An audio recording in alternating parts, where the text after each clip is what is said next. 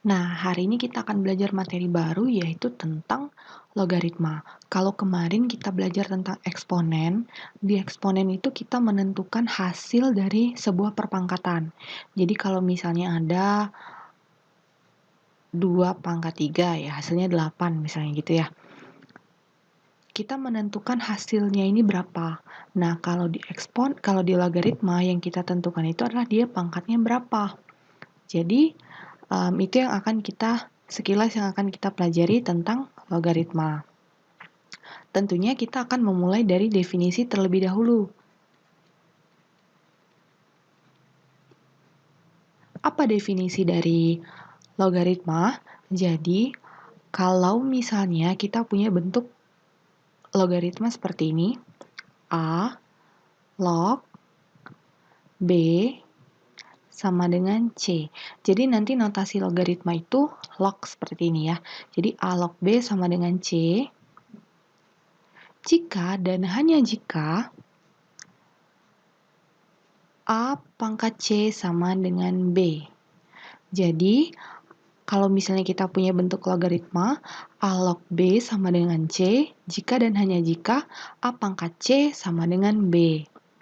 Di mana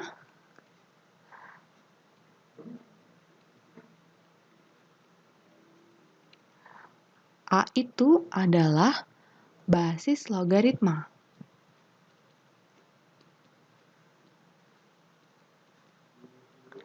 A ini adalah basis logaritma.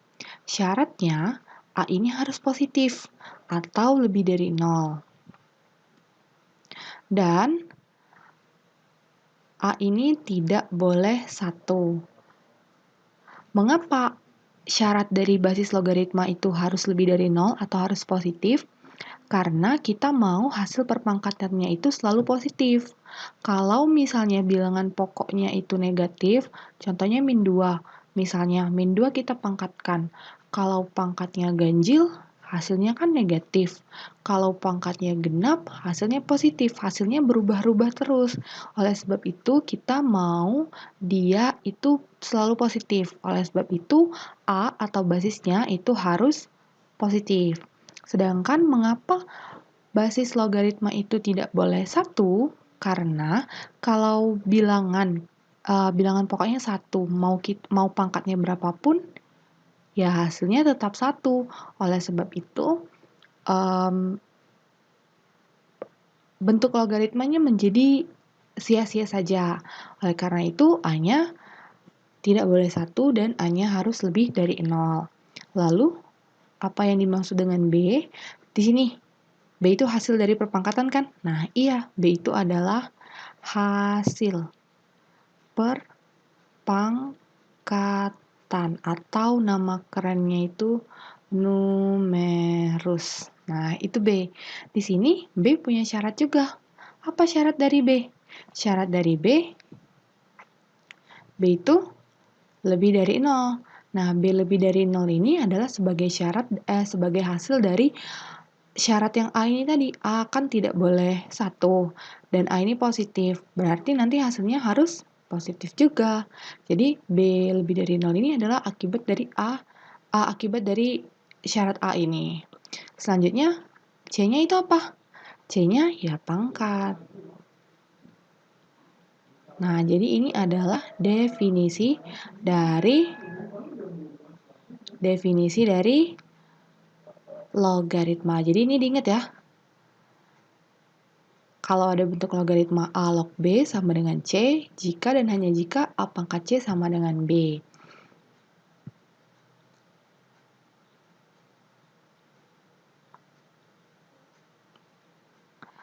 Nah, sekarang kita masuk ke contoh soal.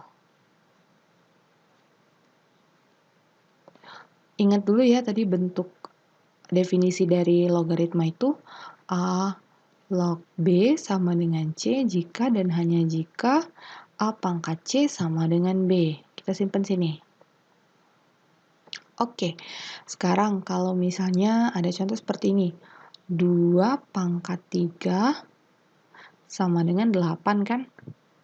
Kalau mau kita ubah jadi bentuk logaritma bagaimana? Nih, A-nya 2, ya kan? berarti 2. Log. Pangkat itu yang mana? Pangkat itu C, berarti nanti dia sama dengan 3. Lalu ini kan B. Nah, B di sini. Berarti 2 log 8 sama dengan 3. Lagi, coba 3 log 81 sama dengan 4. Kalau mau kita ubah jadi bentuk perpangkatan, bagaimana? Kita samakan saja dengan definisi ini. A-nya berarti 3. Berarti 3. Pangkatnya kan yang C yang ini, berarti pangkatnya 4. Berarti 3 pangkat 4 sama dengan B-nya yang ini, sama dengan 81. Coba lagi. 4 pangkat 3 sama dengan 64. Kita ubah jadi bentuk logaritma. Kita samakan lagi. A-nya berarti 4. Berarti 4 log berapa? B-nya yang mana? B-nya yang ini kan hasil perpangkatan.